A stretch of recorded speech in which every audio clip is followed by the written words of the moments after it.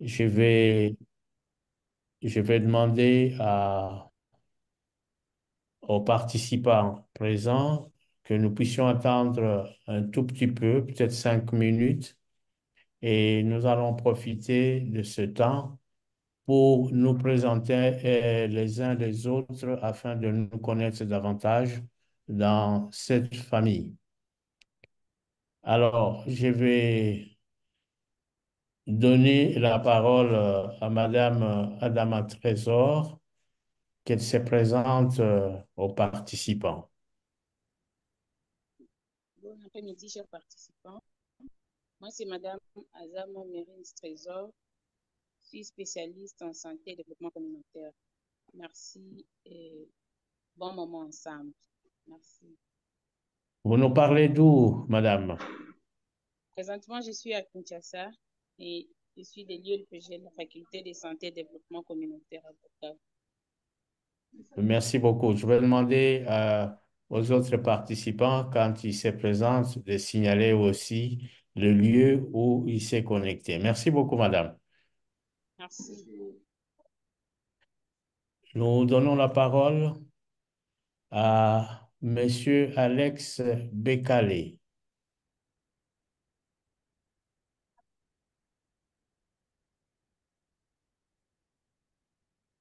Monsieur Alex, veuillez ouvrir votre micro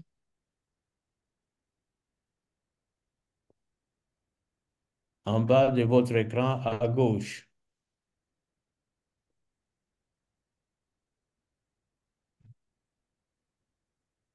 Je pense qu'il n'est pas prêt. Nous passons la parole à Monsieur Emmanuel Mbouyi. Docteur Emmanuel, vous avez la parole. Bonjour, bonsoir, bon après-midi. Tout dépend du lieu où vous nous écoutez. C'est Dr Emmanuel Mbouli, assistant à l'école de santé publique de Kinshasa. Je suis connecté à partir de Kinshasa. Merci. Merci beaucoup, docteur Emmanuel. Je passe la parole à Monsieur Ibrahima.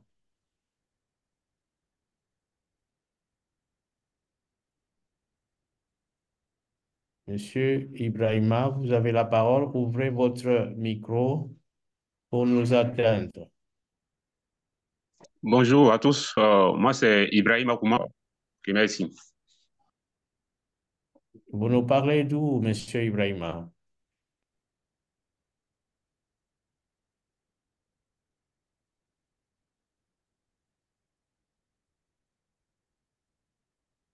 La parole est à Monsieur Isaac Mitima. Oui, oui, merci beaucoup pour la parole. Bonjour, bonsoir à tout le monde. Je suis Tinamola Mitima Isaac depuis Bongo. Bukavu, en République démocratique du Congo. Merci. Merci beaucoup.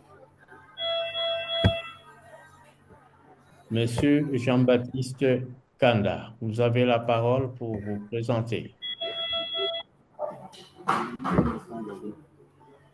Bonjour, professeur, vous m'entendez?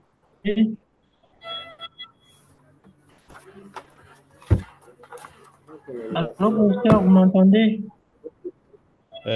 Faiblement, si vous pouvez vous approcher du micro et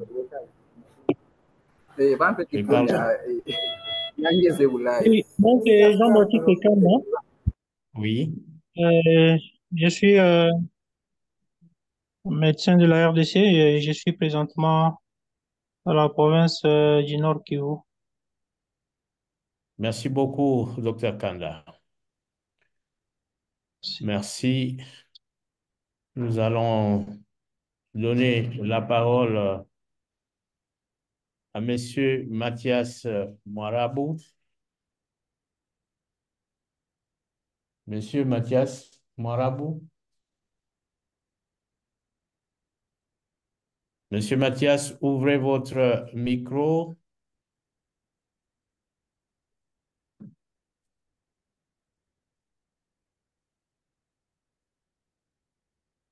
Nous passons la parole à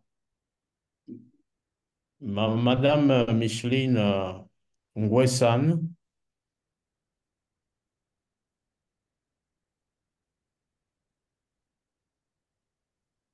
Madame professeur, si Micheline, je pouvais me présenter, je suis en ligne maintenant. oui, Bonjour à tous, je oui, suis Merci Dr. beaucoup. Nguessan Mislé. Je suis oui, docteur médecin Nguessan. biologiste. Je suis... Docteur Micheline, Allô? vous avez un souci de Oui, son. Si vous pouvez vous présenter. bonjour à tous, vous m'entendez? Nous vous entendons maintenant. D'accord. Je suis Dr. Nguessan Micheline, je suis médecin biologiste et je Oui, suis en Côte d'Ivoire, précisément à Boaké, dans le centre de la Côte d'Ivoire. merci beaucoup, docteur Micheline. Merci. OK. Nous passons la parole à Monsieur Likongo. Monsieur Likongo, si vous pouvez vous présenter. Bonjour professeur. Alors vous Bonjour. m'entendez? Bonjour professeur, bonjour à tous et bonsoir, ça dépend de l'endroit où vous vous trouvez. Je m'appelle Oui, ouais, je m'appelle docteur Ted Likongo, je suis médecin de famille et je suis à Kinshasa. merci beaucoup, Monsieur Likongo. Donc, vous êtes en RTC. Merci. En RDC à Kinshasa. Merci. Merci. Monsieur Urbain, voudriez-vous vous présenter à l'assistance? Bonjour à tous, bonjour professeur. Bonjour. Oui, moi c'est Dr Atoum, je suis assistant chercheur et membre de la CTDGH à Bukavu, en RDC. Merci Et beaucoup. vous pouvez expliquer à l'assistance ce que c'est l'HTDH? C'est un centre de recherche situé à Bukavu. En anglais, c'est une abréviation anglaise, Center of Tropical Disease and the Global Health. Merci. Merci. Nous allons passer la parole à Monsieur ou Madame Noroasina Rakoto Harrison.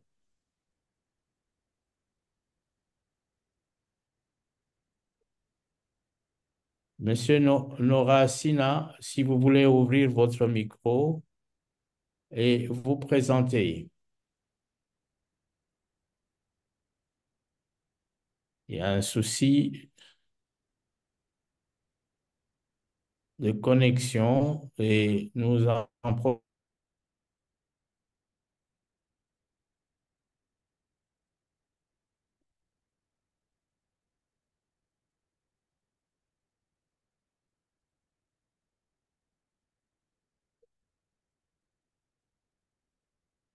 Constant, si vous pouvez vous présenter à l'assistance.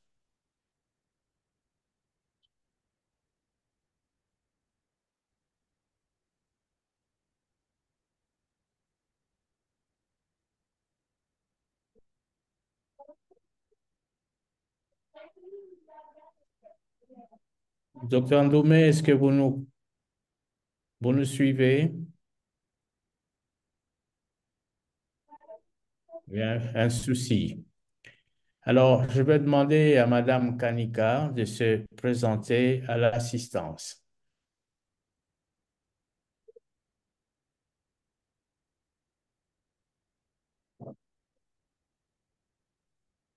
Madame Kanika, voudriez-vous vous présenter à l'assistance?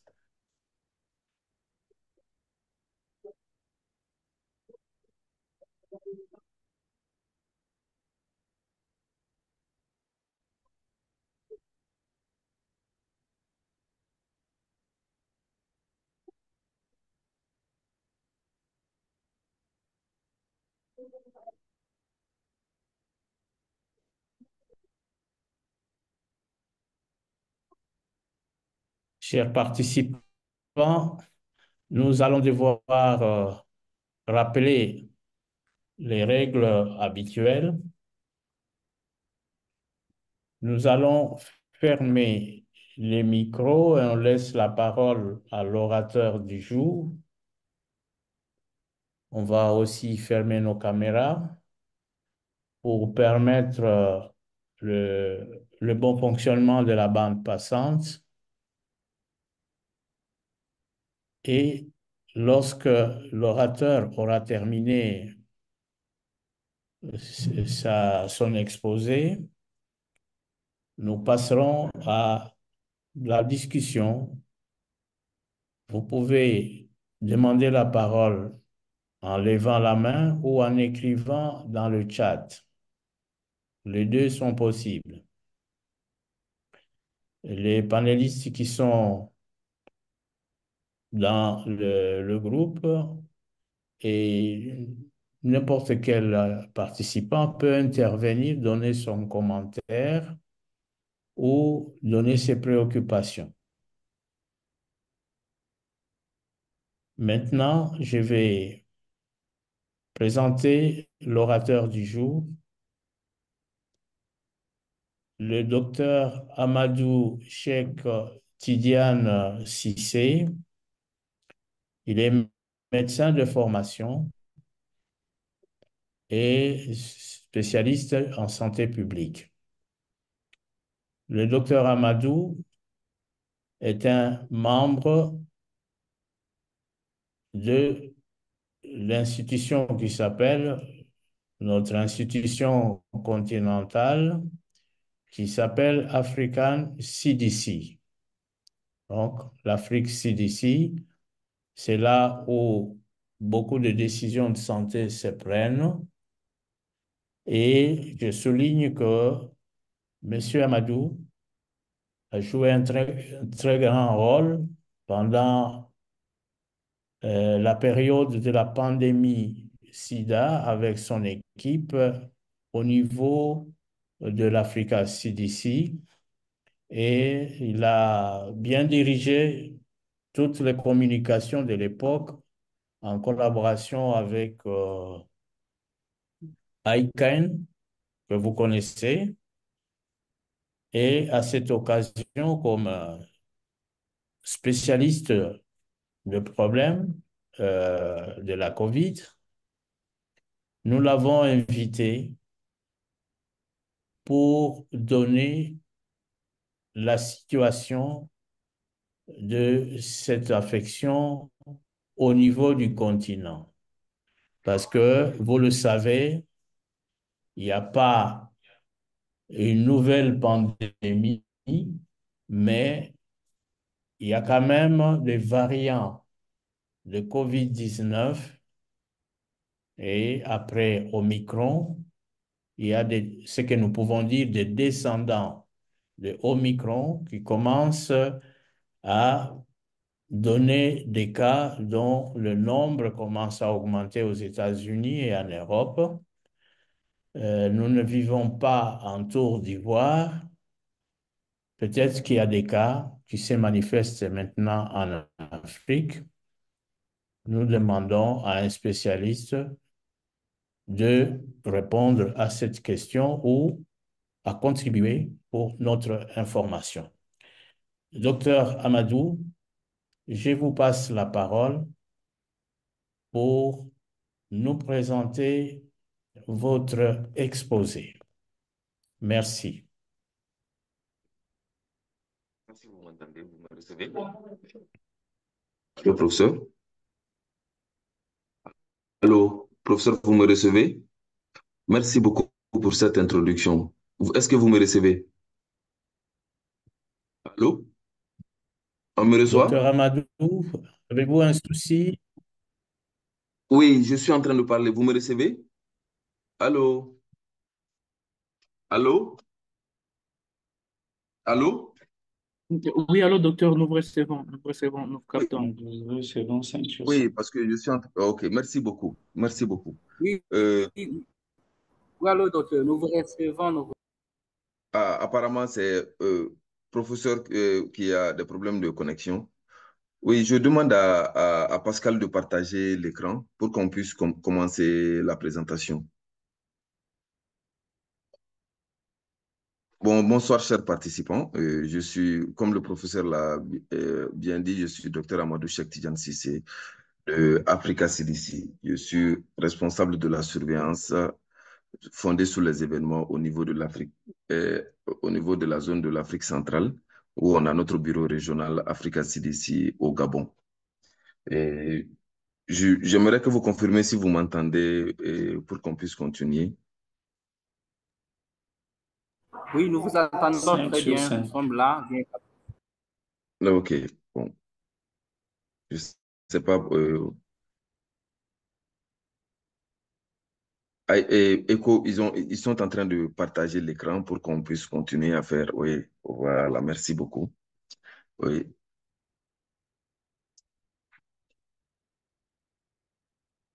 Allez-y, diapositive suivante, s'il vous plaît.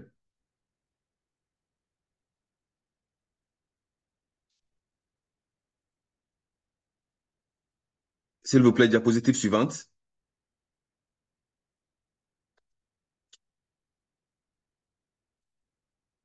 Oui, le plan de présentation, bon, on va essayer d'aller un peu vite parce qu'apparemment, on a des soucis de connexion de l'autre côté. Le plan de présentation de cette présentation, aujourd'hui, nous allons faire la situation de la COVID-19 en Afrique. Et malgré les difficultés d'avoir les données, et nous allons essayer d'apporter une petite lumière sur la situation de la COVID-19 en Afrique. Comme plan de présentation, vous ne voyez pas actuellement parce que le partage d'écran, la personne qui est en train de faire le partage d'écran oh, ok, merci beaucoup. Le plan de la présentation sera comme suite, le contexte, la situation épidémiologique, les actions de santé publique en cours, les leçons apprises et les principaux défis. Et diapositive suivante.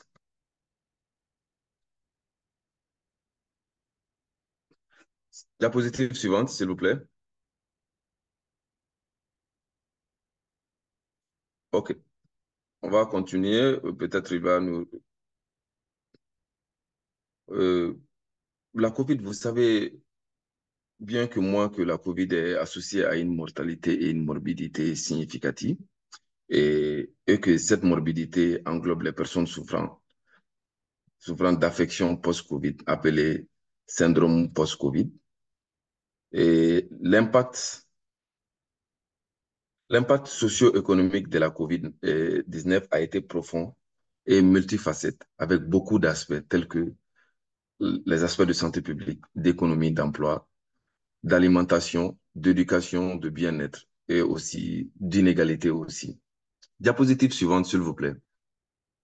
Oui. Toujours, la COVID, vous êtes au courant aussi que la COVID-19 a été déclarée comme urgence de santé publique de portée continentale par le Centre africain pour le contrôle et la prévention de la maladie Africa CDC le 27 février 2020. Cette déclaration a souligné la nécessité d'une réponse urgente. Revenez un peu en arrière. Cette déclaration a souligné la nécessité d'une réponse urgente et coordonnée des pays africains face à la pandémie. Et aussi que la COVID a été déclarée aussi urgence de santé publique de portée internationale par l'Organisation mondiale de la santé, l'OMS, le 30 janvier de la même année 2020. Et la suite a été que la déclaration a été faite en réaction à la propagation rapide du virus avec un impact potentiel sur la santé publique mondiale. Diapositive suivante, s'il vous plaît.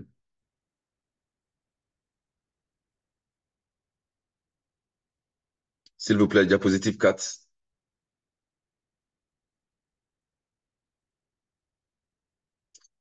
Allô, diapositive suivante. OK, merci. L'Organisation mondiale de la santé, l'OMS, est divisée en six grandes régions qui sont dotés de bureaux régionaux, et chacun étant chargé de relever les défis sanitaires et de promouvoir la santé publique dans la zone géographique qu'il désigne. Ces régions servent d'unités administratives qui permettent à l'OMS d'adapter ses efforts aux besoins, aux priorités et aux conditions sanitaires spécifiques des pays membres dans chaque région. Et ici, nous voyons la variation en pourcentage en cas confirmés de COVID-19 les 28 derniers jours.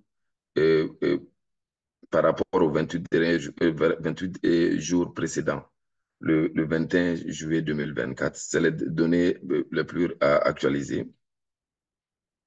Et à droite, on voit cette variation et à gauche, on voit le pourcentage de variation des décès aussi confirmés par la COVID-19 au cours des 28 derniers jours par rapport aux 28 derniers jours précédents, la date du 21 juillet.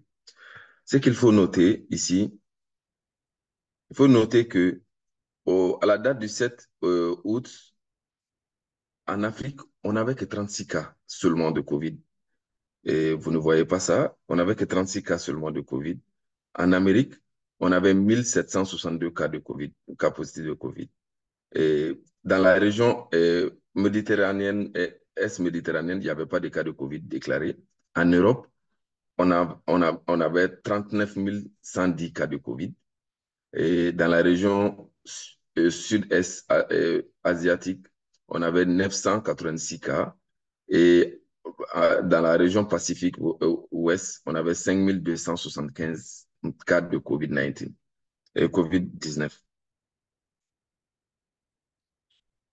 La diapositive est plus rapide que moi, apparemment. Vous pouvez revenir en arrière, s'il vous plaît.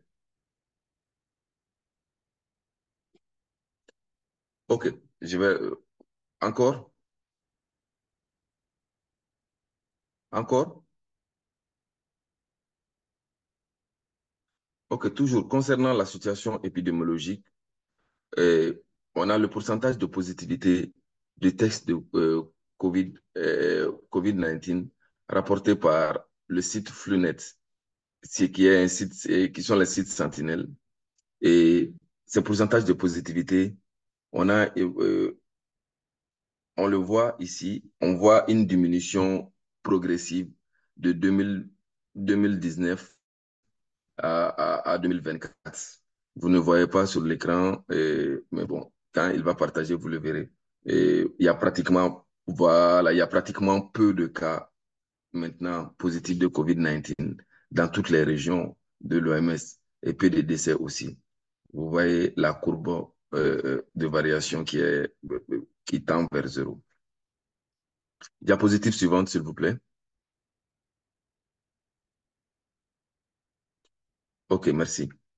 Maintenant, toujours dans cette positivité des tests signalés par les sites Sentinelle, vous voyez ici, on a dans le tableau les régions de l'OMS, dans le tableau sur votre gauche, vous avez les régions de l'OMS et aussi les dates au niveau de 2024 avec le nombre de pays qui rapportent les cas. En Afrique, on a à peu près que 15 pays qui rapportaient les cas en 2024. Et par contre, on a 30 pays en Europe. Au niveau mondial, au cours de la période de la déclaration de 4 semaines, c'est-à-dire le 24 juin au 21 juillet 2024, le pourcentage de positivité des extensions testées à partir des sites Sentinelle augmente de 7,4% à 13% à partir d'une moyenne de 85 pays par semaine. Et toujours au niveau mondial, le nombre de nouveaux cas hebdomadaires a augmenté de 30% au cours de la période de 28 jours allant de 24 juin au 21 juillet 2024 par rapport à la période de 28 jours précédente, avec plus de 186 000 nouveaux cas signalés par 96 pays sur l'ensemble de la période. Diapositive suivante.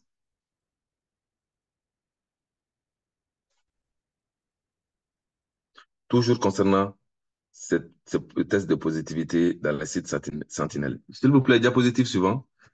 Le pourcentage hebdomadaire de positivité des tests dans les sites sentinelles de la région africaine est passé de 2,8 à 1,9%, comme l'ont signalé 15 pays au moins une fois au cours de la période des 4 semaines. Et un pays a enregistré une augmentation de plus de 2,5% de positivité des tests au cours de la période de référence, c'est-à-dire 4 semaines. C'est l'Afrique du Sud. Et au cours de la période de déclaration de 28 jours, c'est-à-dire la période du 24 au 21 juillet, la région africaine a signalé plus de 764 nouveaux cas, soit une diminution de 28% par rapport à la période de 28 jours précédente. Ici, bon, si on a présenté les régions, allô? Oui, allô? Apparemment, on a perdu le diapositive. Mais bon, on va essayer de faire. Allô, vous m'entendez? Vous me recevez? On te reçoit à 5,5. Sans problème.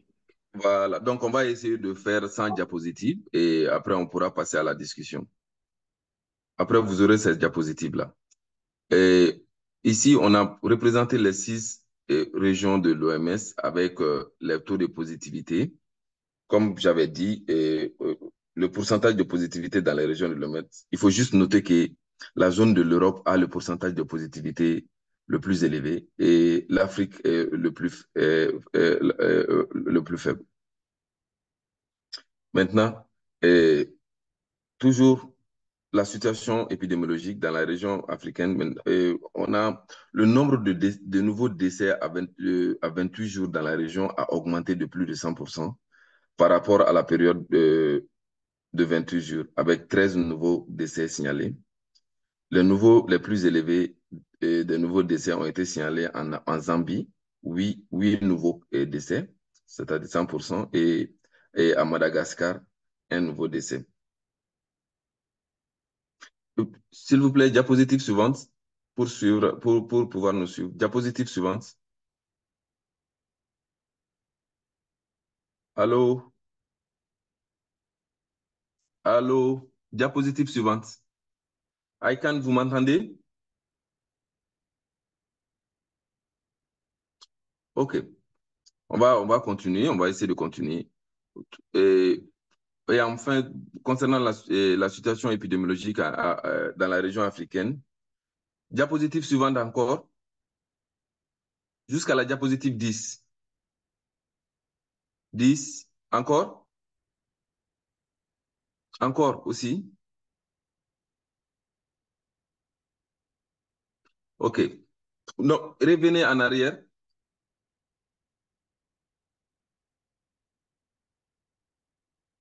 S'il vous plaît, diapositive 10.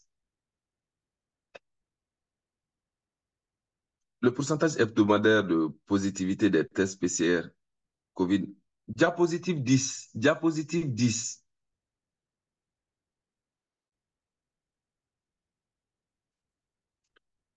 OK. Chers participants, nous allons continuer sans tenir compte de... Apparemment, la personne ne m'entend pas. Le pourcentage hebdomadaire de positivité des tests COVID est passé de 7,4 au début de la période de déclaration à 13% au cours de la dernière semaine, comme l'a révélé la surveillance sentinelle intégrée au sein du système mondial de surveillance et d'intervention contre la grippe. Au cours de cette période, 17 358 échantillons en moyenne ont été testés pour le SARS-CoV chaque semaine dans 85 pays. Le pourcentage de positivité le plus élevé a été enregistré dans la région européenne, 21% à 22% dans 30 pays, et suivi de la région Amérique, 10,5% à 22% dans 20 pays. La région Pacifique occidentale, 1,4% à 8,4% dans 9 pays. La région de l'Asie Est, 5,6%, 6,2% dans 6 pays. La région méditerranéenne, de 4,5% à 4,7% dans 5 pays. Et enfin, la région africaine, de 1,9% à 2,8% dans 15 pays. Diapositive suivante. Maintenant, concernant la situation de la vaccination au niveau de la COVID, c'est vrai qu'actuellement, nous avons des difficultés d'avoir les données de vaccination COVID. Et la situation vaccinale contre la COVID en Afrique a connu malgré tout ça, a connu des progrès significatifs, bien que des défis persistent, comme je l'ai dit, des défis de données aussi. On peut citer le taux de vaccination. De nombreux pays africains ont intensifié leurs efforts du début de la pandémie à nos jours pour vacciner leur population, mais le taux de vaccination reste variable d'un pays à un autre. Certains pays comme le Maroc et l'Afrique du Sud ont atteint les taux les plus élevés, tandis que d'autres continuent de lutter pour distribuer les vaccins.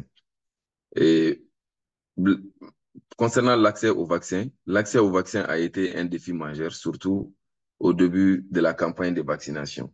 Des initiatives comme le COVAX ont été mises en place pour aider à distribuer des doses de vaccins dans les pays à revenus faibles ou intermédiaires.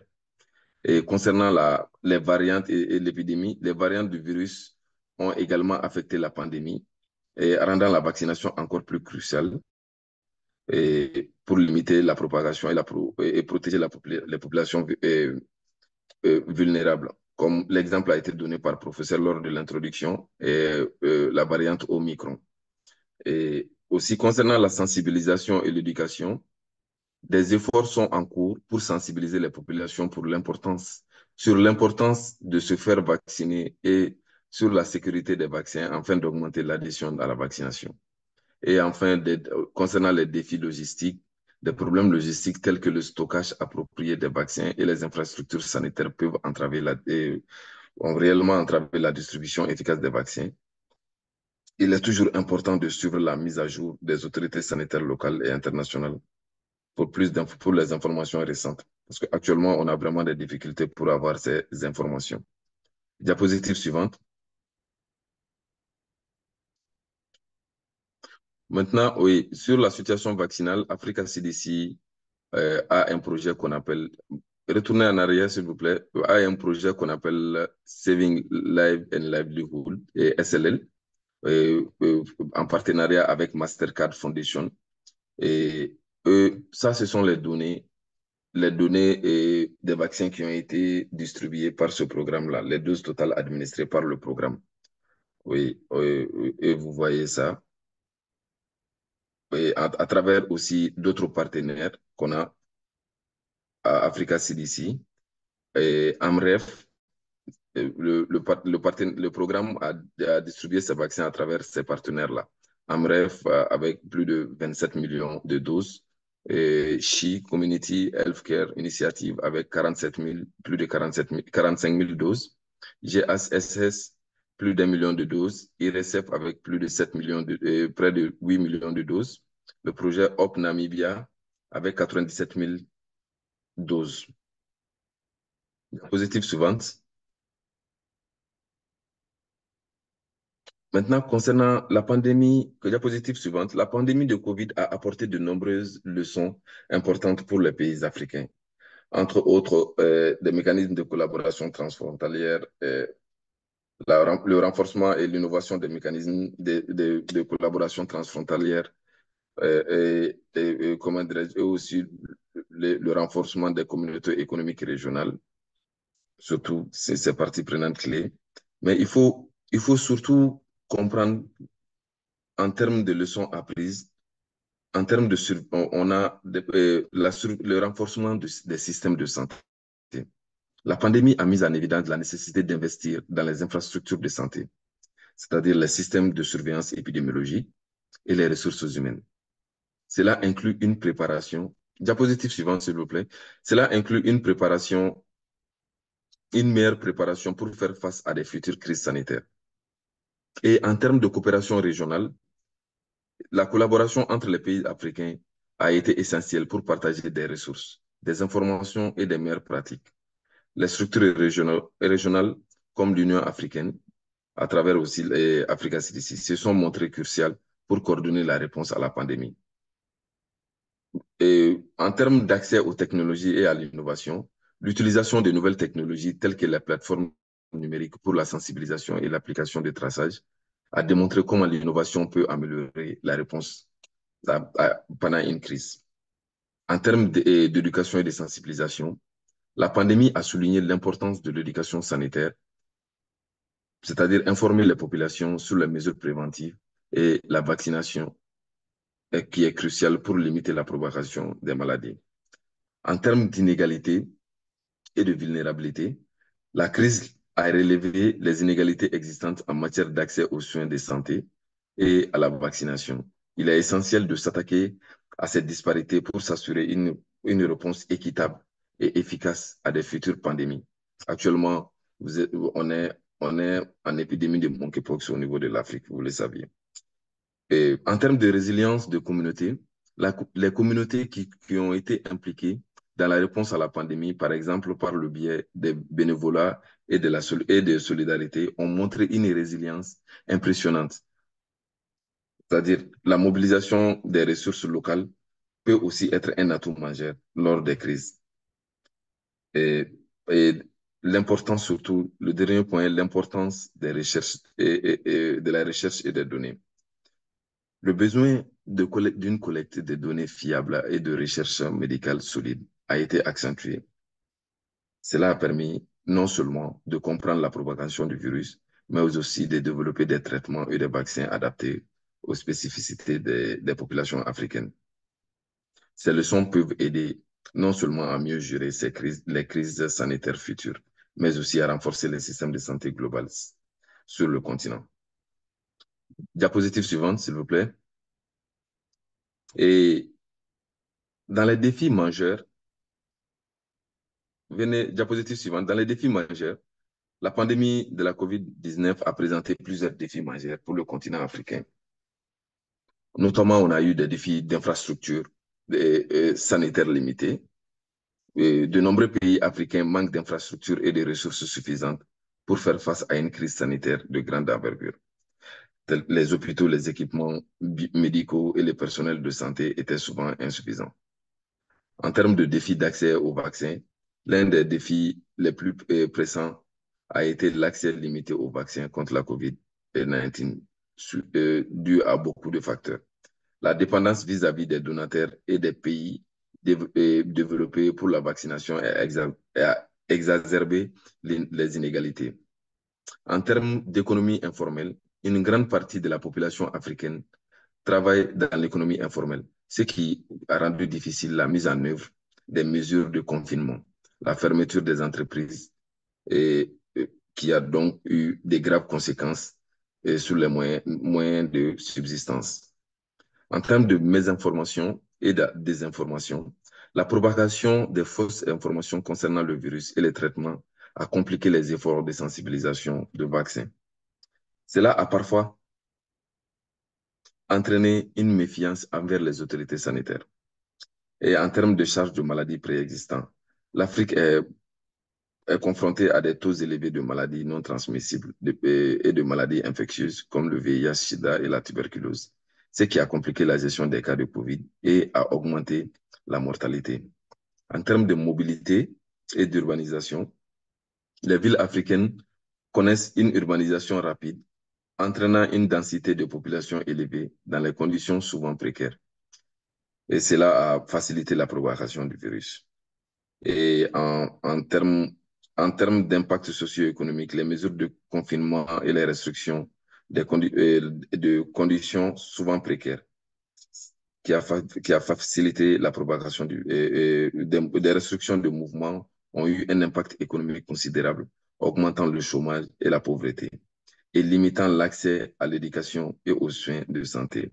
Et enfin, en termes de réponse coordonnée, la pandémie a mis en évidence la nécessité d'une meilleure coordination entre les pays et les organisations internationales pour une réponse efficace. Le manque de ressources collectives et de stratégies coordonnées a freiné les efforts de réponse. Chacun de ces défis nécessite des solutions ciblées et une coopération accrue, tant au niveau local qu'international. Diapositive suivante. Merci beaucoup pour votre attention. À vous, chers modérateurs. Merci beaucoup, Docteur Amadou, pour cette brillante session que vous venez de nous exposer. Certes, le monde est encore exposé à ces différents virus et à leur mi-temps. L'Afrique, notre continent, vous venez de relever multiples difficultés et défis et nous pensons que l'Africa CDC, votre organisme, fera le nécessaire et le lobbying nécessaire auprès de présidents et chefs d'État de notre continent pour plus de coordination, pour mettre les moyens ensemble, pour survenir aux besoins de nos pays face à ces défis et difficultés que vous avez relevés. Merci encore une fois, docteur Amadou. Et nous attendions cet exposé l'autre semaine, mais vous n'avez pas été à mesure de le faire pour des raisons indépendantes de votre volonté. Merci quand même parce que on a fini par avoir la matière à jour. Ceci dit, je vais passer la parole à l'assistance pour des apports à ce qui a été dit, mais aussi pour poser des questions, pour avoir des éclaircissements et même des informations utiles. À vous la parole.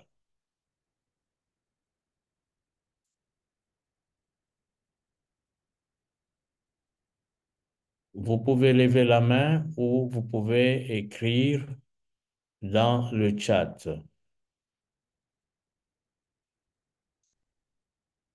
Monsieur, dans le chat, Monsieur Désiré Bikouba, je ne sais pas si vous avez une question à poser. Merci pour les salutations que vous avez données à l'assistance. Monsieur Désiré, avez-vous une question d'entrée des jeux?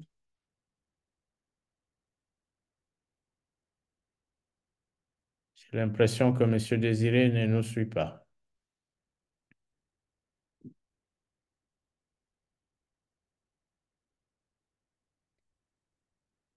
Bien, je vais poser la question au docteur Amadou concernant l'accès au vaccin. Est-ce que nos pays, ensemble,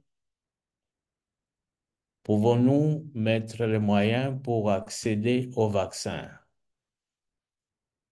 Est-ce que cette capacité existe après l'expérience passée?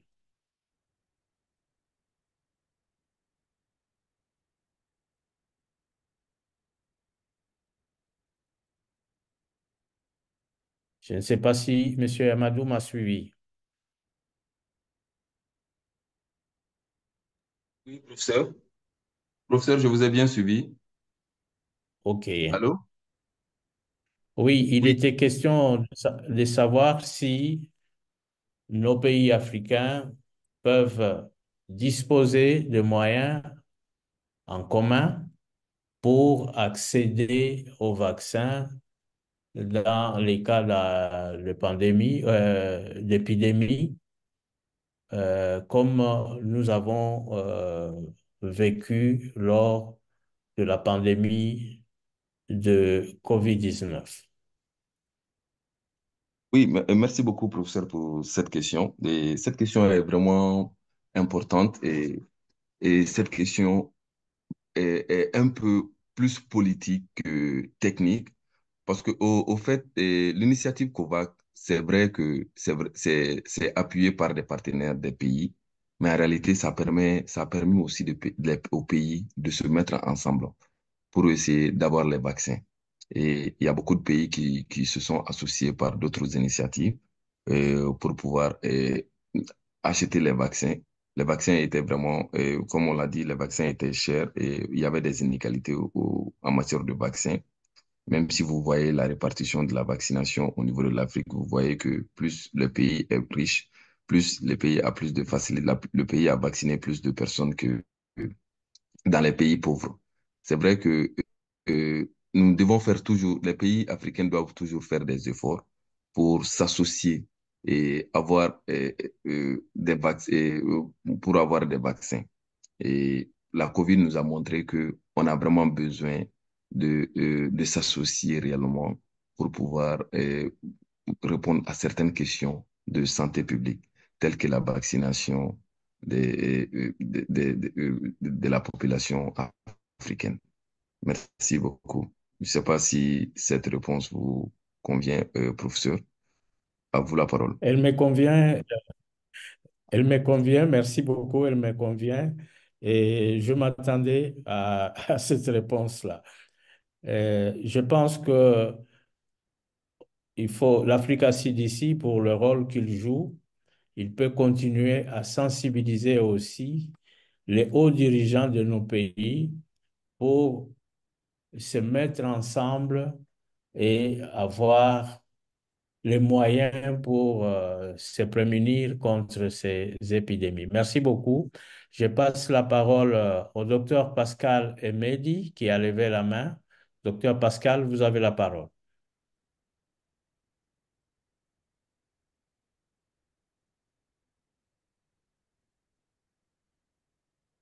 Docteur Pascal, vous avez la parole.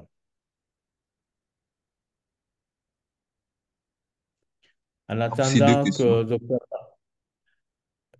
en attendant que docteur Pascal pose sa question, nous allons lire ce que docteur Emmanuel a mis dans le chat. À ce jour, on a juste 15 pays qui ont notifié au moins un cas.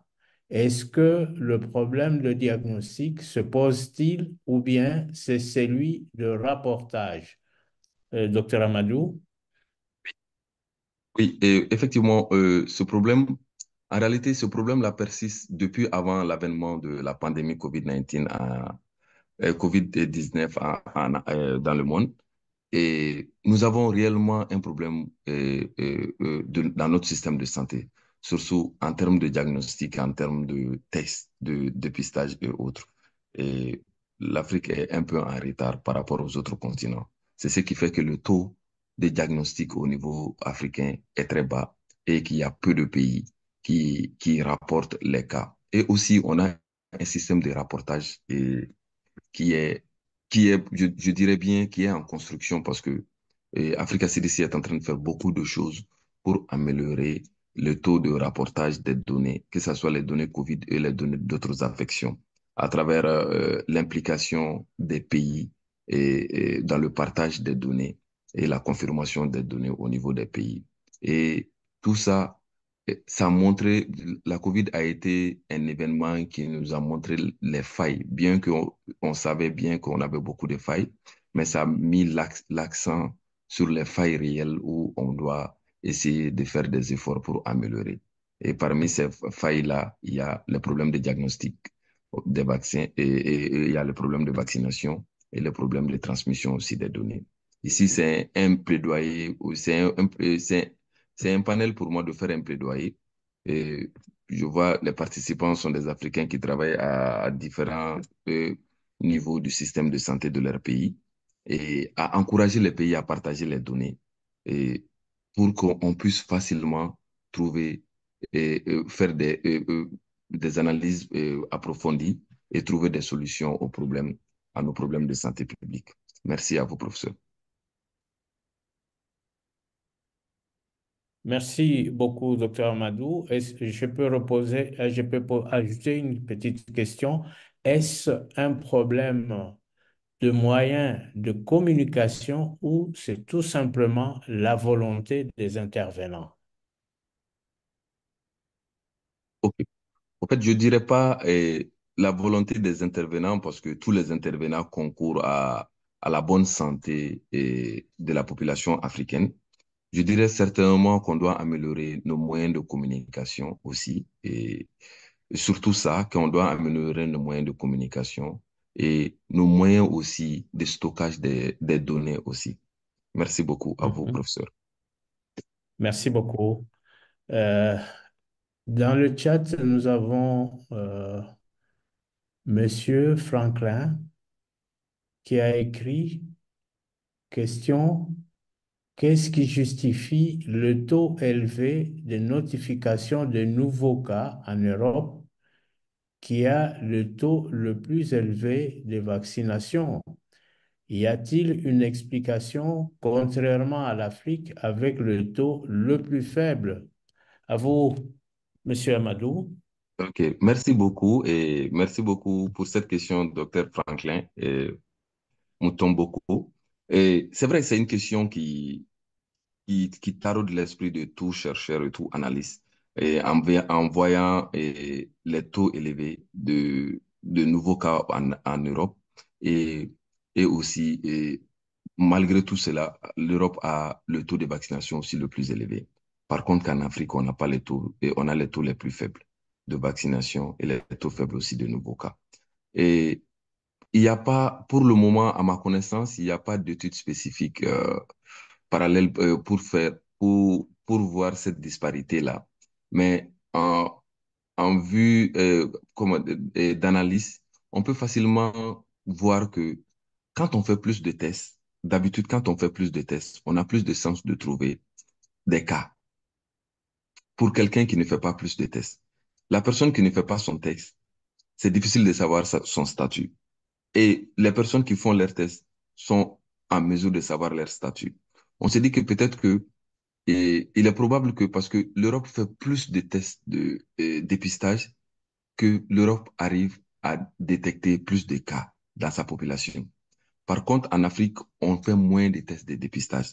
Forcément, on ne peut pas avoir plus de cas parce qu'on fait moins de tests de dépistage en temps normal. Et c'est cette petite analogie qu'on peut dire en voyant ces deux tableaux, le tableau européen et le tableau africain.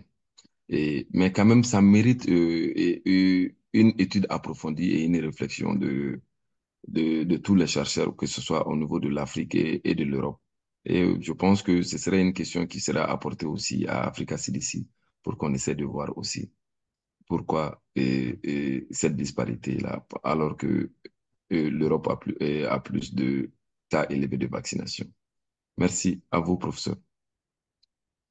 Merci beaucoup, docteur Amadou. Je vais passer la parole à Isaac Mitima avant de revenir sur le chat. Monsieur Isaac, vous avez la parole. Oui, merci beaucoup, professeur. Merci beaucoup pour la parole et pour ce sujet très intéressant, l'actualité mondiale qui ne cesse de ravager la population. Je voulais juste te poser une petite question concernant les cas de Covid qui cessent d'augmenter du jour au jour.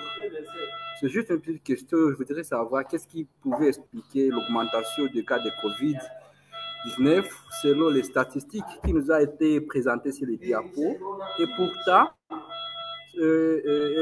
pourtant la population est belle vaccinée et le coût du vaccin est peut-être supporté en Europe. Je me demande si ce sont les non-respects. Excusez-moi, monsieur Isaac, est-ce que le bruit du fond vient de votre environnement ou ailleurs? Si vous pouvez Oui, je me demander. déplace. Oui, je me déplace un peu. Voilà. Je voulais juste demander si est-ce que ce sont les non-respects des mesures, donc des mesures donc le non-respect des mesures de prévention, ou ce sont surtout sur les milieux aéroportuaires, car c'est un milieu où il y a une promiscuité assez large, surtout. Il y a une population, donc il y a une grande population, où soit ce sont les passagers qui sont maladroits, parce que tu vas voir, il y a les passagers qui ne veulent pas mettre en œuvre donc les mesures de protection, ou peut-être le vaccin n'a pas été laissé sur le point sur les continents, donc surtout sur les continents européens. Merci beaucoup, professeur. Merci, docteur Amadou. À vous la Merci parole. beaucoup. Merci beaucoup, professeur. Merci beaucoup, docteur Isaac, pour cette question qui est vraiment importante. La question, oui, ça a plusieurs facteurs. Ça peut être le fait qu'on a relâché la lutte concernant la COVID-19 dans le monde. la lutte n'est pas comme avant. Et c'est vrai que la vaccination est venue à un moment bien défini et à point nommé. Et ça nous a stoppé. Il faut le reconnaître que la vaccination nous a permis de stopper les transmissions. Il y a eu une barrière de protection qui s'est généralisée. Et ces cas doivent nous interpeller, nous dire que jusqu'à présent, il y a la COVID-19 dans ce monde-là et sous forme de différentes mutations variantes et que ça existe dans ce monde et qu'on doit toujours maintenir euh, ces barrières-là de protection à des endroits bien ciblés, comme vous l'avez dit, au niveau des zones aéroportières, par exemple, au niveau des zones de rassemblement où il y a beaucoup de personnes, où la promiscuité est vraiment élevée, de faire vraiment attention. Nous avons vu pendant les 3 dernières années ce que la COVID a fait au niveau mondial. Et vu qu'on a fait une bonne vaccination, il y a eu une couverture vaccinale qui est là, qui est en train de protéger. Malgré tout, malgré cette couverture vaccinale, on arrive à détecter beaucoup de cas jusqu'à présent au niveau de l'Afrique. Cela ne veut pas dire que la couverture vaccinale au niveau de l'Europe n'est pas atteint son niveau, n'est pas bonne. Mais par contre, cela implique, et vous savez aussi que l'Europe, c'est une zone de change où il y a beaucoup de flux de voyageurs qui viennent de par le monde et qui passent par l'Europe, qui restent en Europe. Et l'Europe est vraiment prisée. Et ce qui fait que, malgré cette couverture vaccinale, les cas qui sont dans le monde continuent de circuler et les variantes de la COVID continuent de circuler. Nous devons tout simplement, comme conclusion, nous devons tout simplement et garder la vigilance, ne pas baisser les bras. Ce n'est pas le bon moment de baisser les bras. Et au contraire, c'est le moment de garder la vigilance pour terminer définitivement avec cette histoire de COVID-19. Merci beaucoup à vous, professeur. Merci beaucoup, docteur Amadou. Ce qu'il faut dire aussi est que beaucoup de gens confondent euh, la, la fin la fin de la pandémie déclarée par l'Organisation mondiale de la santé et la fin de la maladie dans le monde. C'est deux choses qu'il faut distinguer. L'organisation, l'OMS, a déclaré la fin de la pandémie, mais non la disparition de la COVID-19. Hein, peut-être que la vague qui a tué beaucoup de gens est passée, mais la maladie est avec nous. Le virus continue à courir sous ses formes différentes des mutants. Donc, c'est ça que nous devons garder à l'esprit et je partage ce que vient de dire docteur Ramadou. Nous devons garder cette vigilance-là. Je ne sais pas si Monsieur Isaac, c'est une ancienne main ou bien une nouvelle.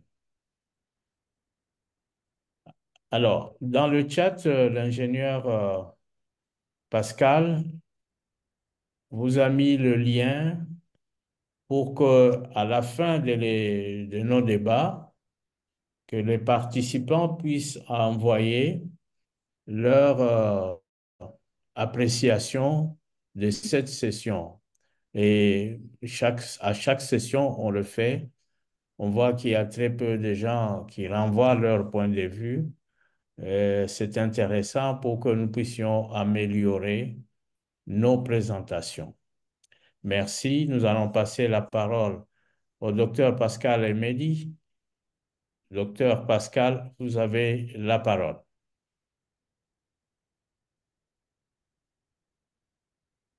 Docteur Pascal,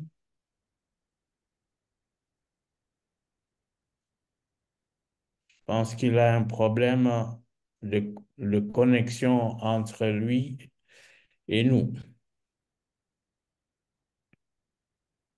Docteur Pascal, si vous nous entendez, ouvrez votre micro. Votre micro est fermé. C'est en bas à gauche.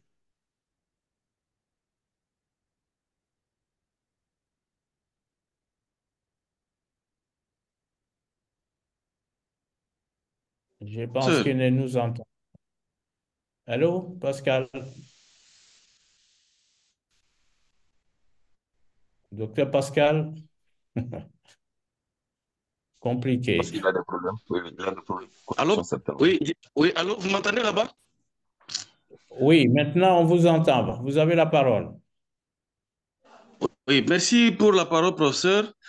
Moi, ce n'est pas tellement une question, c'est peut-être un constat que nous avons ici à qui nous je me retrouve actuellement. Et c'est vrai que la pandémie à COVID-19, elle est vraiment permanente ici à Kindu, mais je suis en train de faire un constat, malgré les efforts qui sont fournis à gauche et à droite, mais je me pose la question comment nous pouvons arriver à mettre fin à cette pandémie pendant que toutes les bonnes pratiques liées à la prévention de la COVID-19 sont quasiment abandonnées par la population de Kin. Et quand on arrive même au niveau des frontières, vous ne trouverez même plus les kits qui étaient disposés pour la prévention par rapport à cette pandémie. Voilà les défis que nous avons et que nous avons constatés ici à Kindu. Voilà ce que j'ai voulu partager avec les participants. Merci. Bien, merci beaucoup, docteur Pascal. Je disais il y a quelques instants que la pandémie a été déclarée terminée par l'Organisation mondiale de la santé et que, au fait, les gens confondent la déclaration de l'Organisation mondiale de la santé de la fin de la pandémie et la disparition du virus. Le virus est encore là, mais pas au niveau où il était il y a 3 ans. Donc, à Kindu, vous n'avez pas de pandémie comme partout ailleurs, mais vous avez des cas. Et je ne pense pas que vous ayez le niveau que nous avions il y a 3 ans. Ce qu'il faut, c'est de rappeler au pouvoir public et à la division de la santé Pour professeur. de, de rappeler à la population, de sensibiliser encore davantage la population et de mettre les mesures qu'il y avait pour que les précautions standards soient respectées. Merci.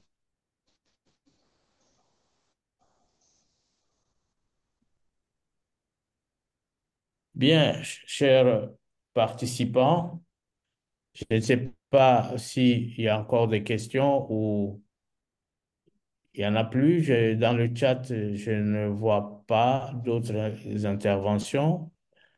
C'est le moment pour moi de remercier le docteur Amadou pour le travail qu'il a accompli. Merci beaucoup.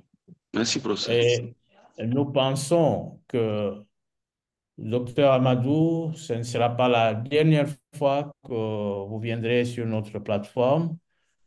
Il y a beaucoup de problèmes. Il y a maintenant un POX qui connaît une expansion. Nous pouvons être déjà à 13 pays qui sont touchés par un POX. Nous pensons que nous demanderons encore votre concours, comme aussi d'autres spécialistes comme vous à l'African CDC pour éclairer nos médecins, nos professionnels de santé sur comment s'en sortir, sur ce qu'il faut faire. Ce à quoi je vous remercie encore une fois. Et je remercie aussi tous les participants qui ont assisté à cette session intéressante. Je remercie Madame Kanika et son équipe qui nous a permis d'atteindre les uns les autres partout où vous vous trouvez.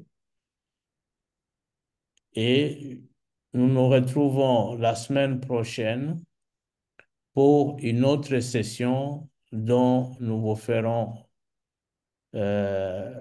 l'annonce au cours de la semaine pour que nous puissions nous retrouver davantage. Merci. Merci, professeur. Si on peut activer l'accès au lien pour l'évaluation de la session, parce qu'on essaie, ça passe pas. Bon week-end à vous, professeur, et à toute l'équipe. Merci beaucoup. Je demande à l'ingénieur Pascal de remettre le lien pour l'évaluation parce qu'il y a quelques problèmes pour atteindre ce lien. Merci beaucoup.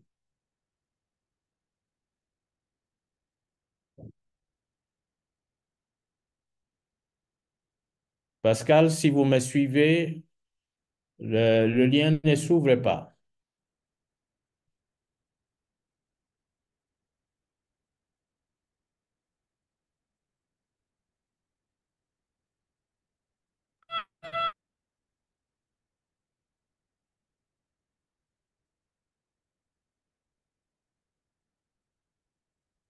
Oui, prof, je suis en train de vous suivre. Le lien s'ouvre. Il faut réessayer. Peut-être c'est le problème de la connexion. Moi, j'ai essayé.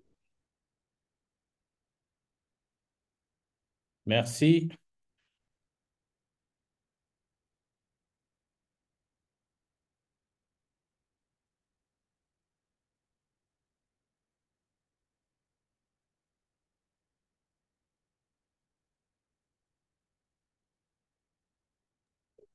Oui, chers participants, le formulaire est vraiment opérationnel. Juste en cliquant sur le lien IECO-feedback, IECO.org feedback, vous allez être amené sur le formulaire et vous complétez et vous envoyez. Merci et bon travail à tout le monde.